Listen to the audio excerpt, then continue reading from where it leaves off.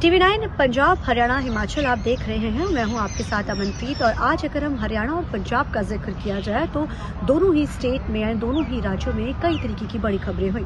शुरुआत करते हैं पंजाब से। सबसे पहले हम बात जिक्र करते हैं कैप्टन अमरिंदर, जो पंजाब के साबका मुख्यमंत्री रहे हैं।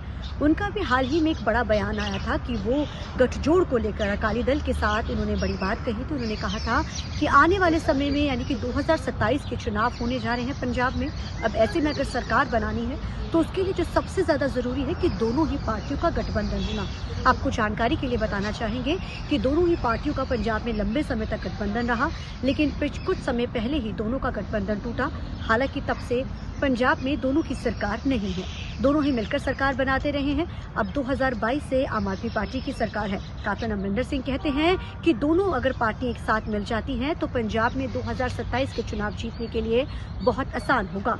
लेकिन इसी के ऊपर जो कि अभी इस समय हाल ही में जो भाजपा के जो प्रधान है यानी कि जो वर्किंग प्रेसिडेंट है अश्विनी शर्मा ने, उन्होंने कहा ये उनका निजी बयान हो सकता है। और उन्होंने ये भी कहा कि इस निजी बयान के साथ वो सहमत नहीं है, क्योंकि ये उनका निजी बयान है, ये पार्टी का प्लेटफॉर्म पे कोई बयान नहीं है।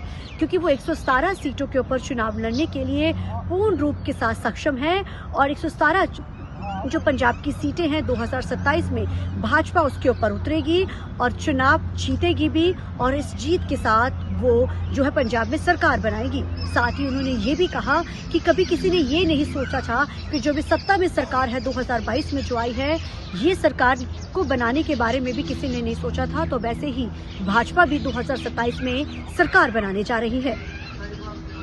अब जिक्र करते हैं पंजाब की ही एक बड़ी खबर का। पंजाब में जल्द ही अब जिला परिषद और ब्लॉक समिति के चुनाव होने जा रहे हैं, जहां पंजाब में अब 2027 के चुनावों से पहले इस चुनावों को भी बड़े रूप में देखा जा रहा है। अब इस चुनाव को लेकर सभी पार्टियों की तरफ से तैयारी पूरी कर ली गई है।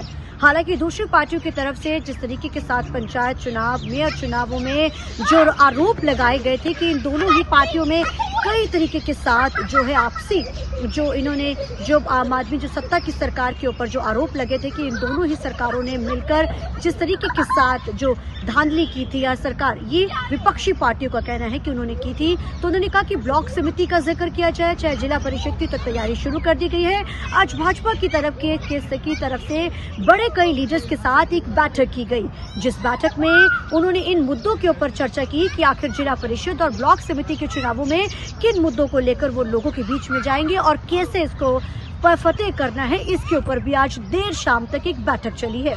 पंजाब का अब जब जिक्र हो ही रहा है तो अब आइए आपको दिखाते हैं कि किस तरीके के साथ पंजाब में और चंडीगढ़ से जुड़ी खबर भी आपको बताते हैं कि चंडीगढ़ में बीते दिन जिस तरीके के साथ एक गैंग वॉर होता है और ये गैंग वॉर की जो गूंज है, इंद्रप्रीत सिंह पैरी की जो गूंज है, जो उनकी मौत होती है, ये कनाडा, अमेरिका और लंदन तक गूंज रही है। हालांकि जिस तरीके के साथ ये गैंग वॉर की धमकी एक दूसरे के साथ सोशल मीडिया पर जमकर वायरल हो रही है, अब इसको लेकर सवाल जो है वो कई खड़े किए जा रहे हैं कि आखिर अगर इस तरीके के साथ गैंग वॉर बढ़ेगा तो सुरक्षा कहां जाती है। हालांकि गोल्डी बराड़ का जिक्र किया जाए तो लॉरेंस बिश्नोई का जिक्र किया जाए तो ये दोनों ही गुर्गों में जिस तरीके के साथ हमेशा ही एक दूसरे के साथ गैंग वॉर में जुड़े रहते हैं और आपसी प्लेटफॉर्म के ऊपर यानी कि सोशल मीडिया पर भी जमकर एक दूसरे के खिलाफ बोलते हैं। अब जैसे ही पैरी का जिक्र इस समय बहुत चर्चा में है, क्योंकि जैसे ही गैंग वॉर किया जाता है, जैसे उसकी मौत होती है, जिस तरीके के साथ उसको मारा जाता है, क्योंकि उसके ऊपर आरोप जो है एक दूसरे के ऊपर लगाया जा रहे हैं और ये वीडियो जो है वो बकायदा लंदन, अमेरिका में जारी तक की गई है कि किस तरीके के साथ है। अब इसके ऊपर कई सवाल भी खड़े हो रहे हैं। अब ये कहा जा रहा है कि अगर गैंग वॉर शरेआम होगा तो जो कानून व्यवस्था है वो कहां जाएगी। अब इसको लेकर सवाल तो खड़े हो रहे हैं, लेकिन अब आने वाले समय में इस गैंग वॉर से कैसे बचा जाएगा, कैसे उसके ऊपर रोक लगाएगी। अब एजेंसियां भी एक्टिव हो चुकी हैं, क्योंकि लगातार जो है एक दूसरे के ऊपर आरोप प्रत्यारोप जो हैं वो सोशल मीडिया पे लगाए जा रहे हैं। आइए अब जिक्र करते हैं हरियाणा की और भी जो है आपको बताना चाहेंगे। आज हरियाणा में के मुख्यमंत्री की तरफ से एक बड़ी बैठक ली गई। इस बैठक में सभी विधायकों को और सभी मंत्रियों को उन्होंने अपने आवास पर बुलाया, जिस समय उनके साथ कई IAS ऑफिसर्स भी वहां मौजूद थे, जहां उन्होंने हरियाणा के सभी विधायकों से, मंत्रियों से उनके हलकों के बारे में जानकारी ली और जो जो जरूरतें हैं, चाहे विकास कार्य हो, लॉ एंड ऑर्डर हो, इन सभी के बारे में जानकारी के साथ साथ उन्होंने निर्देश भी जारी किए और तुरंत तौर के ऊपर सभी के साथ उन्होंने बैठक करके ये निर्देश भी दिए हैं कि कामों को जल्द किया जाए और लॉ एंड ऑर्डर की व्यवस्था को मेंटेन रखने के लिए भी सीएम सैनी ने सख्ती दिखाई है। और इसी के साथ साथ कहा है कि हरियाणा में विकास कार्यों में देरी नहीं होनी चाहिए, विकास कार्य भी जल्दी से बढ़ने चाहिए और सभी मंत्रियों विधायकों को जहां समय दिया गया। और इसी के साथ साथ उन्होंने कैसे अब हरियाणा का विकास और आगे बढ़ाना है 2029 की तैयारी को लेकर भी सीएम सैनी ने जो है आज एक बड़ी बैठक जो है वो की है। अब खेल का जिक्र कर लेते हैं हरियाणा से। तो हरियाणा का अगर जब जिक्र हो रहा है तो खेलों का भी जिक्र हम करना जरूर चाहेंगे। खेल मंत्री, क्योंकि अब इस समय चर्चा के अंदर अभी हरियाणा में हाल ही में जिस तरीके के साथ एक पोल के साथ एक जो खिलाड़ी की मौत हो जाती है, रिपोर्ट अभी कह रहे हैं जो सामने निकल कर जिसमें क्लीन चिट दे दिया गया है खेल विभाग को। तो आज हरियाणा के खेल मंत्री ने एक बयान जारी किया, क्योंकि वो हरियाणा के मुख्यमंत्री के साथ बैठक करने पहुंचे थे। तो उन्होंने कहा है किसी को भी क्लीन चिट नहीं दिया गया है। उन्होंने साफ ये बात कही है क्लीन चिट इसलिए नहीं दिया गया क्योंकि वो जो जगह थी वो शिक्षा विभाग और जो पंचायत की थी, अब इसके ऊपर चर्चा हो रही है। और क्लीन चिट इसलिए नहीं दिया गया है, कारण क्या है कि जब तक इसमें जिसकी गलती है, जिसकी कमी है, जिसने गलत किया है, उसके खिलाफ बनती कार्रवाई जो है वो जरूर की जाएगी और आने वाले समय में सबकी चेकिंग भी कराई जाएगी और इसी के साथ साथ जो है वो सख्ती भी बरती जाएगी। आज हरियाणा के खेल मंत्री मुख्यमंत्री हरनियार सिंह सैनी के साथ मुलाकात करने पहुंचे थे, जिसके बाद उन्होंने मीडिया से मुखातिब होते हैं और मीडिया से वो बात करते कहते हैं कि कोई क्लीन चिट नहीं दिया गया है। अब आने वाले समय पे जमकर इस पे किस तरीके की राजनीति होती है ये भी देखना रहेगा। अब चलते चलते हम आपको आखिरी पंजाब से एक बड़ी खबर बताना चाहेंगे कि अभी हाल ही में किसानों की तरफ से कानूनी गारंटीज को लेकर अब एक बड़ा चक्का जाम होने जा रहा है।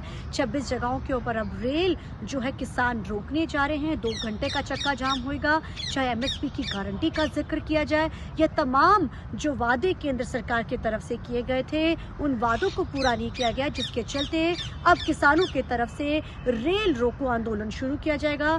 2 घंटे का रेल रोको आंदोलन होगा, जिसमें जो ये एक मैसेज दिया जाएगा कि अगर आने वाले समय में अगर गारंटियां पूरी नहीं होती है तो इससे भी बड़ा आंदोलन किसानों की तरफ से किया जाएगा। 1 बजे से लेकर 3 बजे तक ये जो रेल रोको जो है वो शुरू की जाएगी।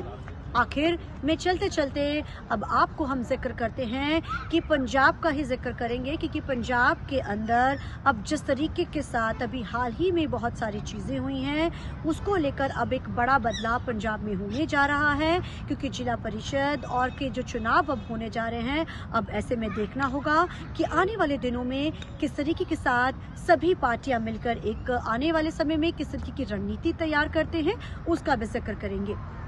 तो आपको बताना चाहेंगे कि पंजाब के मुख्यमंत्री इस समय जापान दौरे पर है 10 दिन के।